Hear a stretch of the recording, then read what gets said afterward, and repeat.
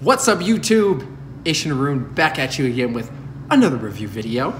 And today we are going to be doing Top 5 Drake songs and 2 honorable mentions. Indeed. So we're going to be going through our personal favorite Drake songs, as well as a couple ones that should have made the list, but it's just so close. It's just so tight. So we stick them in our honorable mention category. And yeah, without further ado. Yeah, I mean, these are definitely my top 5, but I just want to say, and we were talking about this earlier before we started the video, that like, for me personally, there's probably 15 to 20 Drake songs, and I could pick any one of those 5 because they're equally almost as good as each other and as significant to me as each other. So yeah. Also, we go. What are we gonna do? 5 to 1 or 1 to 5 or? Oh, you know what? Let's do our honorable mentions first. Okay. Oh, that makes sense. Okay. And then 5 to 1. Okay. So. Okay. So my honorable mentions would be Too Much from Nothing Was the Same. Okay. And fucking so tough. I'll say Lord Knows off of Take Care with Rick Ross. The other one that would be really, really close would be 9 a.m. in Dallas. But I have to give it the slight edge because, you know, Lord Knows it has Just Blaze on a beat. This album came out in 2011. Just Blaze wasn't making beats all too often back then. And it is phenomenal. It's anthemic. Drake comes with bars all the way through. Rick Ross comes with bars all the way through. It is like, I think 5 minutes, 5.5 minutes long of just spitting on a fire beat. And it shows the versatility of Drake. And when he's with a good producer, it's a crazy match. Yeah. How about your honorable mentions? My honorable mentions are Know Yourself, because it's anthemic and is the song of Toronto. You know, just like Empire State of Mind for Jay-Z. I mean, at New York City, okay, maybe not quite as significant, but still, I think running through the 6, everyone knows what that means. When I go to another city, people find I'm from Toronto, they're like, oh, you're from the 6, you know, and it's just, that started kind of with that song in many ways. I mean, Jake started calling it that before that, but I feel like it really became popularized because of that. And 1,000 hashtagged Instagram photos, or 100,000, a million, you know, running through the 6 with my woes. And the other honorable mention for me, I was gonna go with 4 p.m. in Calabasas because I really like it. But I could swap that out with 1,000 songs, but I really do love that song. I love the Nas beat from, I think it's If I Rule the World. Or it's The Message, one of those 2 songs. Anyways, If I Rule the World. If I Rule the World, yeah. I just remember bumping that in my car. It's so good. It's such a pain because it's not on Apple Music, or it's not on. I have to find it on like SoundCloud, and sometimes it doesn't always. Anyway, yeah. Put it on Apple Music, Drake. I know that maybe you can't because of legal reasons, but just clear the rights. It'll be fine, bro. You got enough money, bro. Anyway, those are my 2 honorable mentions. Dope. Okay, well, going into my personal 5. At 5, I have 5 a.m. in Toronto.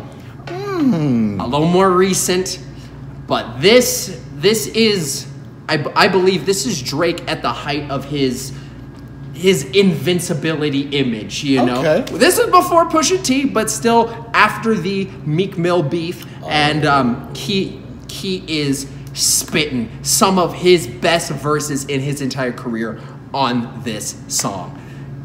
It's phenomenal. I wish he would have put this on Views. Like, this is a perfect song to have on there to come really, really round out, you know, a less than stellar album. But nonetheless, we'll get into that. My number 4 is Look What You've Done off of the Take Care album. Okay. When Drake is introspective, Drake is at his best. Yeah. He is. It's relatable, you know. He paints a picture as to what's going on and ties it into the regular person, you know, and how I really, really, really enjoy that song. I think it's one of his best, and I don't think he's put out a song as personal as that since then, you know, and I hope with this new album coming out that he's able to do that. Should I do my 5 and 4? And then Sure. we can kind of go together. Go back and forth? Okay, Sure. Cool. All right, so my number 5 is going to be Controlla. Because I just love that song. That was like probably the first Jafaican Drizzy song, if I'm not mistaken. And Popcorn originally had a verse on it on the original track before Drake stupidly cut him out. Though I do like that you can't just come and... I'm not even going to try to sing it, but you can't just...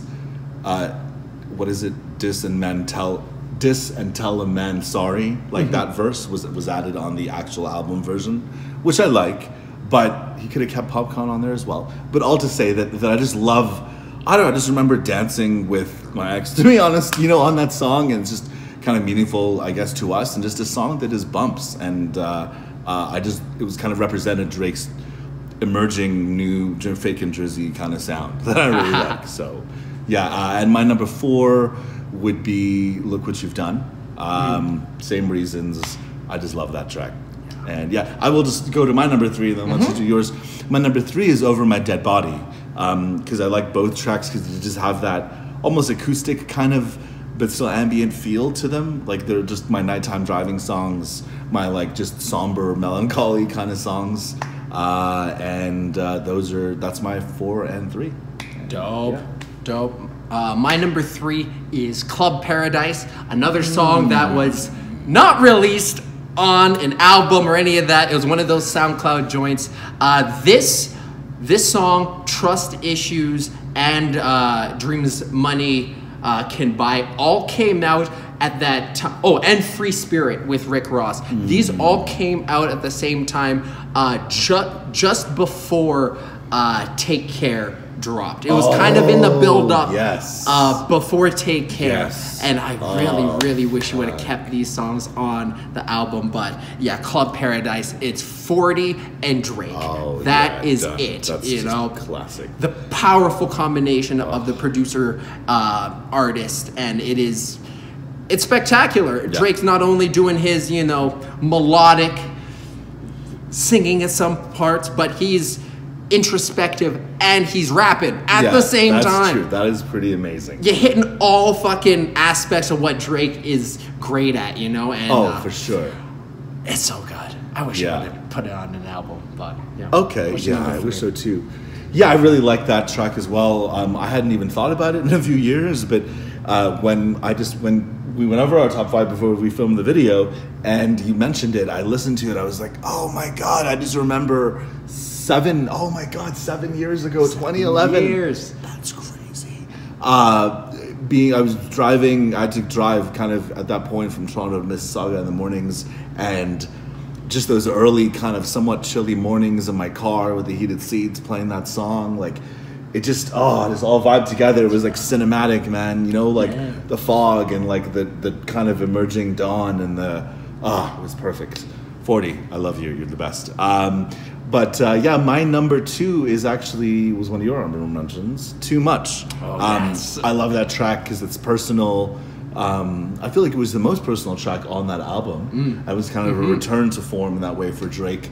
And it was a very significant song to him because I think he premiered it on like Colbert or like one of those guys before the album came out, like one of the late night shows, and he gave a little like blurb before saying that he was sorry if he hurt anyone, something like that. And he spoke about that song years and years later about how, you know, he had to kind of almost apologize to his family because it was talking about really personal things. I love the beat. I love Sampa's intro. Yeah. Oh man. And then just the beat and then Drake just comes in with bars and it's personal. Amazing. It's amazing. Yeah. That was hard not to make my top 5. It is such a close honorable mention. It is phenomenal, bro. Yeah. Oh man, what's your number 2? That is my number 2 because I did. I'm tripping. What's my number? So my number 2, another not released song Well, it was released, but it wasn't on any sort of like Apple thing. Music or Tidal, yeah. Dreams money can buy. Oh, car money. So I want art money. So underrated, okay, yeah. bro. And if the girl standing next to me got a fat ass, I gotta Oh. give her my number. Oh my god, yo! And the way he like says it and everything, it is phenomenal. One of his most underrated songs.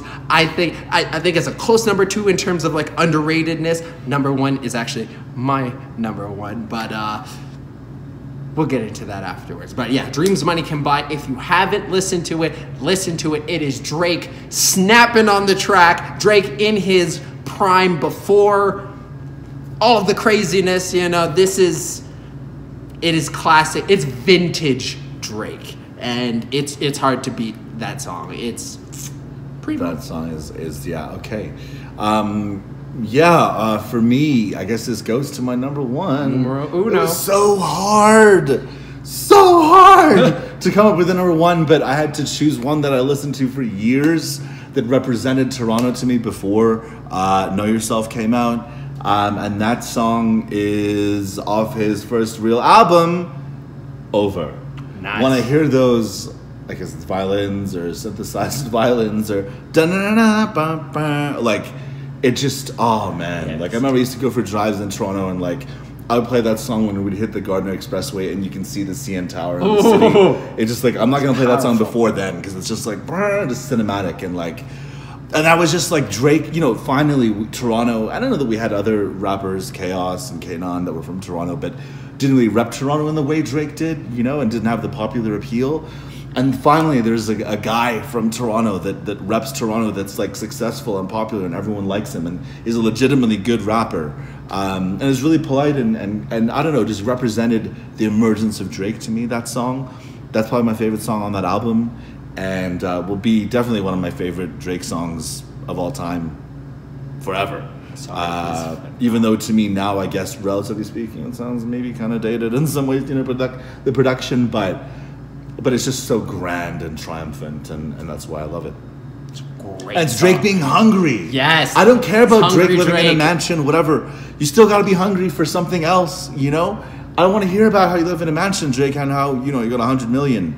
I want to hear about what you're hungry for. Yeah. And it has to be something, whether it's family or whether it's being a billionaire or whatever that is, you know? And that was Hungry Drake, and it was, to me, one thing that I loved about Drake at that time was that he seemed like just a guy in Toronto, even though, yeah, he was a famous rapper, but just with similar problems, you know, as me, traffic, women, whatever, you know?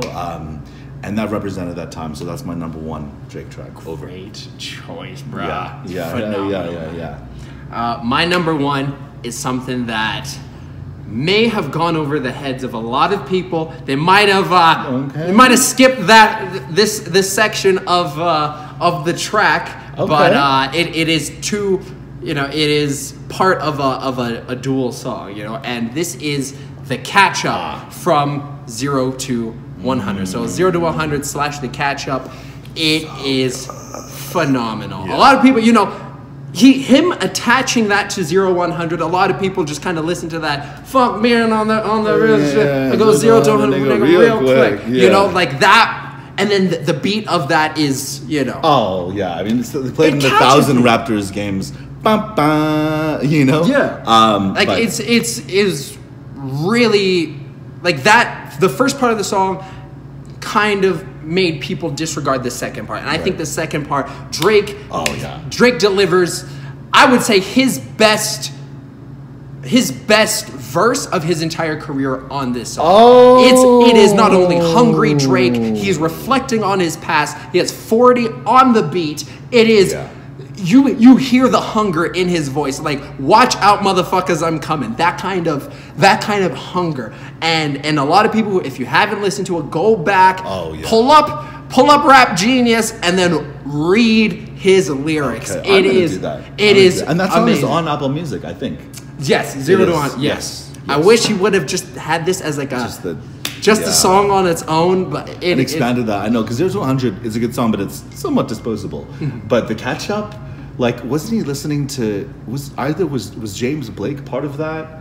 Or something? Yes. James Blake was on and I feel like there's another guy, James Fauntleroy, He's a producer. Like, he's a producer slash singer. Mm-hmm. I feel like he sang that awesome part in that song, The Catch Up. That could it be the way yes. that I will feel like catch he up? was the singer, and that the filter that they put his voice through, man, was just Pretty, man. It was like so delicious, you know. Just yeah. I think it's Drake's best song that he's ever done. I probably listen to that song at least 4 to 5 times a week. No way. Week. Like when I listen to it, it refuels my hunger and what I'm doing in life, and it just gives me a different type of mentality. You know, if I awesome. Yeah, if I ever need to if I'm feeling a type of way and I need to, get back in that kind of zone, that hungry zone, that is my go-to. That is what you do. Okay, that is awesome. There's a way to start the song wherever you want. It's in preferences. Really? Or, yeah, if you wanted to ever start it at when the catch-up starts versus when the 0 to 100 part starts, you can have it so that it starts at any time. Like per song? Per song. Really? Yeah, man. Wait, is this on Apple? Yeah, Apple Music. Oh, I don't have Apple. Man, I'm Spotify, bro. Spotify title. Bruh, come on, man. Drake is signed to Apple Music, bruh. Man, I know that's not I pirated it, the catch up. I just copied it off of YouTube. Shout out to the homie on YouTube who just has the catch up. I fucking ripped that off of YouTube, download that on my phone. I play that bitch back to back. Fair enough. Okay. Well, if that's the case, yeah. And to be honest, I think that you could do it. I used to do it when I bought stuff off the iTunes store. I'm not sure how it works if you're just streaming it off Apple Music. Maybe you can't even do it. So in that case, it's a moot point. But anyway, I was just I'll cut this out of the video. Anyway, yeah, okay.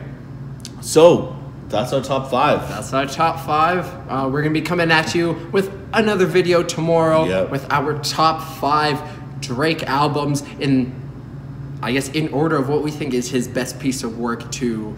they're not so... you know what? I don't even think it'll be a top 5. We're just going to be ranking Drake albums. Done. Yes, exactly.